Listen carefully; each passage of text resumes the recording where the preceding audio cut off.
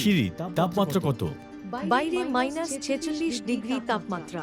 অ্যান্টার্কটিকায় বায়ুর তাপমাত্রা -14.8 degree Fahrenheit বা -20 ডিগ্রি সেলসিয়াস, কিন্তু এখানে এটা -58 ফারেনহাইট বা -47 ডিগ্রি সেলসিয়াস।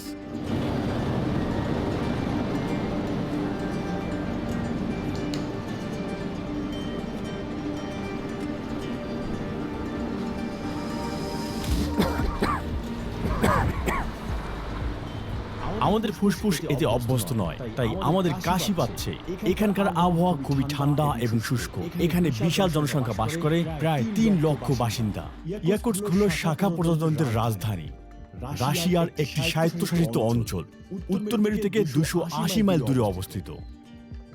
এই স্থানটি সাইবেরিয়ার সবচেয়ে উত্তর পূর্ব বিন্দুতে অবস্থিত, তাই এটি বিশ্বের বাকি অংশ থেকে অনেকটাই বিচ্ছিন্ন।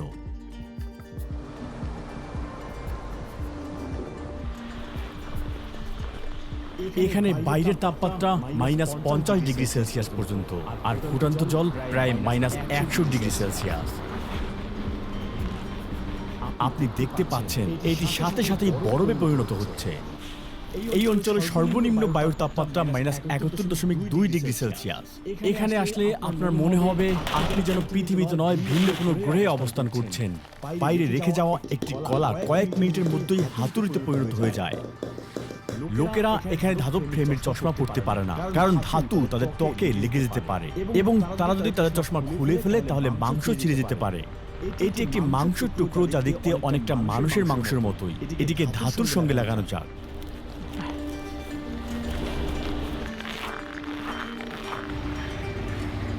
আপনি দেখতে পাচ্ছেন এগুলো হচ্ছে জলের পাইপ, এবং এগুলো মাটির উপরে রাখতে হবে, কেননা ভূগর্ভস্থ বরফ জমে আছে। আসলে এই শহরের নিচে প্রায় 100 ফুটেরও বেশি বরফ জমে আছে। দেখুন, এই নদীটি সম্পূর্ণ জমে বরফে পরিণত হয়েছে। সোভিয়েতের যুগে যারা স্টালিনের ধারণার বিরোধিতা করেছিল তাদেরকে শাখা প্রজাতন্ত্র অঞ্চলে নির্বাসিত করা হয়েছিল। তারা ছিলেন রাজনীতিবিদ, ব্যবসায়ী। প্রকৃতপক্ষে এখন যারা বেঁচে আছেন তাদের মধ্যে অনেকেই ওই সময়ের লোকজনদের নাতি নাতনি। তাই এই জায়গাটি ছিল নির্বাসিতদের দেশ। আজ এখানে স্বাভাবিক জীবনযাপন চলছে। আমরা এই জীবনকে বরফের নরক বলতে পারি। এটা মানুষকে সহ্যের সীমায় ঠেলে দেয়। আমরা যতই নিজেদেরকে ঢেকে রাখি না কেন, আমাদের শরীরকে উষ্ণ রাখার জন্য কোনো কিছুই যথেষ্ট নয়। আপনার যদি এখানে একটা গাড়ি থাকে তাহলে এটা আপনার জন্য বড় সমস্যা হয়ে দাঁড়াবে। শীতকাল এখানে প্রায় 6 থেকে 7 মাস স্থায়ী হয়, আর ওই সময়টাতে আপনি কখনোই আপনার গাড়ি চালাতে পারবেন না। উদাহরণস্বরূপ, চলমান ইঞ্জিন সহ যেই গাড়িটি আপনি এখন দেখতে পাচ্ছেন সেটি কিন্তু পুরোপুরি খালি। এটার ভিতরে কেউ নেই। এরকম শত শত গাড়ি রয়েছে। ইঞ্জিনটিকে চলমান রাখার কারণ হলো এটি বন্ধ হয়ে গেলে এটি সম্পূর্ণরূপে বরফে ঢেকে যাবে, এবং ইঞ্জিনের তেল জমে বরফ হয়ে যাওয়ার ঝুঁকি রয়েছে। আপনি দেখতে পাচ্ছেন এই গাড়ির মালিক নিশ্চয়ই সিদ্ধান্ত নিয়েছেন যে তিনি দীর্ঘ সময়ের জন্য এই গাড়িটি আর চালাবেন না। আরো একটি হিমায়িত গাড়ি, এটি পরের গ্রীষ্মে পুনরায় ব্যবহার করার জন্য অপেক্ষায় আছে। এই গাড়ি চলছে, তাই না? দেখি ভিতরে কেউ আছে কিনা। না, ভিতরে কেউ নেই। আপনি কি কল্পনা করতে পারছেন যে এটি আসলে কত বেশি শক্তির অপচয়? সৌভাগ্যক্রমে রাশিয়া এমন একটি দেশ যা তেল এবং প্রাকৃতিক গ্যাস সম্পদে বেশ সমৃদ্ধ। এমনকি নিষ্কাশিত ধোঁয়া ও পাইপের ডগায় লেগে যায়। এতই ঠান্ডা। সুরক্ষার জন্য বিশেষ কভার করা হয়েছে। কখনো কখনো এটিও যথেষ্ট নয়, এবং যারা খরচ বহন করতে পারে তারা যানবাহনগুলোকে উত্তপ্ত গ্যারেজে ঢেকে রাখে। এইসব যানবাহন প্রতিনিয়ত চলার কারণে শহরের উপর দিয়ে ধোঁয়ার আস্তরণ লেগে আছে। ধোঁয়ার কারণে দৃশ্যমান পরিসীমা প্রায় 60.96 মিটারের নিচে থাকে। এখানকার বাড়িগুলো সম্পূর্ণ ভিন্নভাবে নির্মাণ করা হয়েছে। দালানগুলো স্তম্ভের উপর নির্মিত হওয়ার কারণ হলো মাটি বরফে ঢাকা, এবং ভবিষ্যতে এই বরফ সরে যাওয়ার অনেকটা সম্ভাবনা রয়েছে। পুরনো বাড়িগুলো 1 দশক বা তার পরে ঝুঁকে পড়তে শুরু করে, কারণ ওই সময়ে বরফের হার বাড়ে বা কমে। এটা পিন এবং সূচের মতো অনুভূত হয়। এখানে সবচেয়ে খারাপ জিনিস ঘটতে পারে তা হলো ফ্রোস্ট বাইট। এটি ফ্রিজের প্রায় 4.4 ডিগ্রি সেলসিয়াস কাজ করে, এবং একটি ফ্রিজার -20 ডিগ্রি সেলসিয়াস কাজ করে। যেহেতু এখানে তাপমাত্রা -58 ডিগ্রি ফারেনহাইট, তাই এখানের সমস্ত জায়গায় উচ্চমানের ফ্রিজার হিসেবে কাজ করে। তাই আপনি দেখতে পাচ্ছেন কিছু লোক তাদের ফল বা মাংস তাদের জানালার বাইরে ঝুলে সংরক্ষণ করে। তার মানে সব জায়গায় আপনি ফ্রিজারের সুবিধা পাচ্ছেন। এটা দিয়ে কি আমি একটি স্লেজ বানাতে পারবো?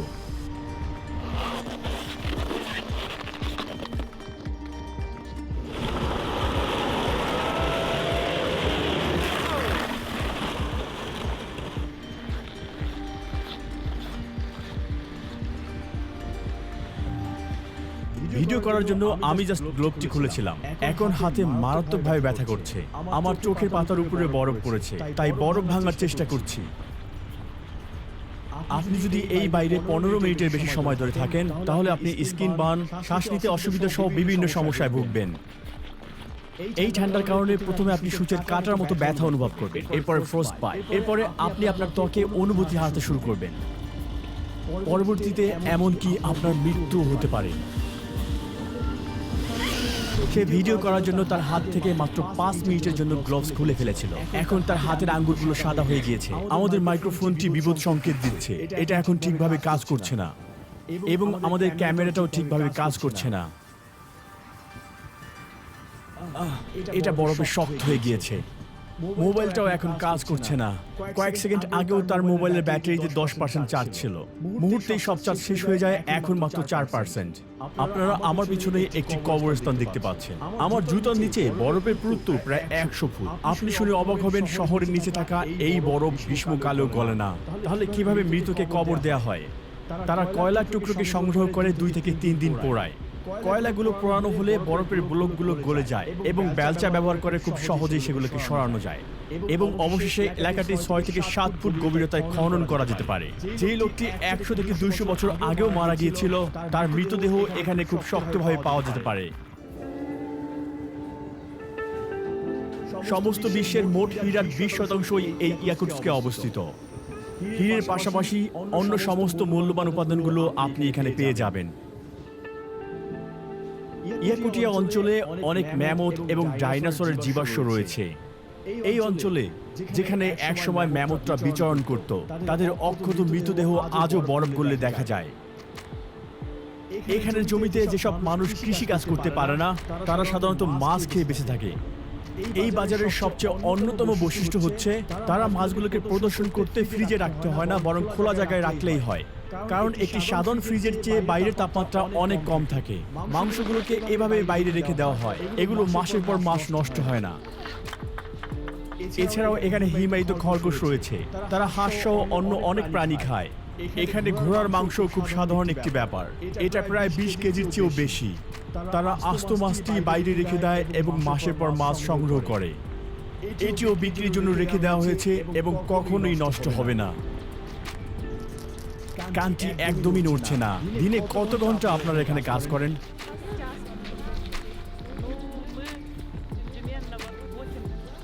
কত বছর ধরে এটা করে আসছেন? আপনি নিচে কতগুলো কাপড় পরেছেন? Кофта. И вот такие носки эти. И вот. তারা এভাবে মোটা চামড়ার উপর দাঁড়িয়ে থাকে যাতে শীত তাদের পায়ে অনুভূত না হয়। ইয়াকুতিয়ান জনগণ, যারা জনসংখ্যার সংখ্যাগরিষ্ঠ অংশ এবং তারা তুর্কি বংশোদ্ভূত। এই মোট জনসংখ্যার 38% হচ্ছে মূলত রাশিয়ান। আমার পছন্দ হয়েছে। এখানে সাধারণত এই ধরনেরই কুকুর আছে, বিড়াল বাঁচতে পারে না। এখানে শুধুমাত্র বেশি পুরুত্বের পশমের স্তন্যপায়ী প্রাণীরা রয়েছে।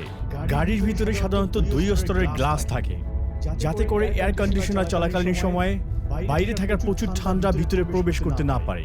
রাস্তায় চলাকালীন সবচেয়ে ভয়ঙ্কর ব্যাপার হলো কোনো কারণে কারো গাড়ি ভেঙে গেলে তার মৃত্যুর ঝুঁকি রয়েছে। যদি তারা গাড়িটি 30 মিনিটের ভিতরে ঠিক না করতে পারে, তাহলে গাড়িতে থাকা সমস্ত ইঞ্জিনের তেল ঠান্ডায় জমে যাবে। যদি কেউ এখানে আটকা পড়ে আর ফোনে কোনো সিগন্যাল না থাকে, তাহলে তাদের মৃত্যু নিশ্চিত, কারণ মাত্র কয়েক ঘন্টার মধ্যেই তাদের শরীর শীতে শক্ত হওয়া শুরু করে দিবে। আর এই কারণেই প্রত্যেকে তাদের গাড়িতে টুল বক্স বহন করে। এই গ্রামের যাত্রা আমাদের শেষ হয়েছিল একটি ডগ স্লেজের রাইডের মাধ্যমে।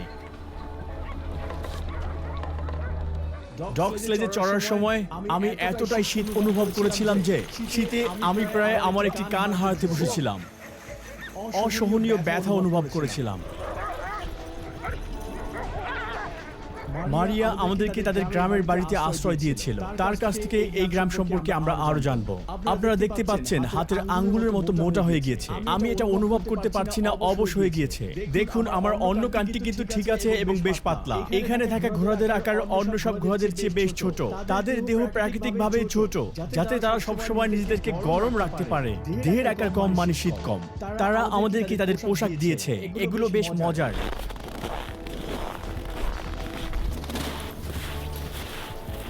আপনি এই জমে থাকা একটি নৌকা দেখেই বুঝতে পারবেন আমরা বর্তমানে একটি হ্রদের উপর দিয়ে হাঁটছি।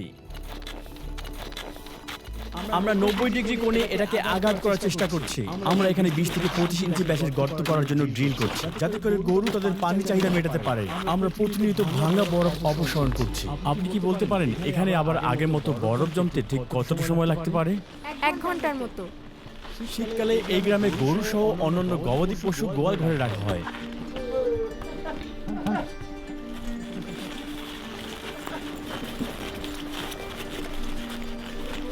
এই গরুগুলোর কি ঠান্ডা লাগে না? অবশ্যই তাদের করে, এ কারণেই তারা কখনো বেশি সময় বাইরে কাটায় না। কি হয়েছে বলতে পারো? আপনার কানে ফ্রস্টবিটেন হয়েছে। আরো কিছুক্ষণ থাকলে সেটা খুবই বিপজ্জনক হতে পারত। এটাকে কাটতে হবে, তাই না? যদি বাঁচাতে না পারে তাহলে কেটেই ফেলতে হয়, কারণ কোষগুলো মরে যায়। এগুলো হলো এখানকার ঐতিহ্যবাহী মেডিসিন। এগুলো ভাল্লুকের চর্বি দিয়ে তৈরি। এটা আমার বাবা সংগ্রহ করেছিল জঙ্গল থেকে। এটা আপনার কানের জন্য খুবই উপকারী হবে। এছাড়াও অনেক উপকারিতা রয়েছে। আপনি পিছন থেকে দেখলে স্পষ্ট দেখতে পাবেন এটি মারাত্মকভাবে ফুলে আছে। এটাকে বলে ফ্রস্ট বাইট।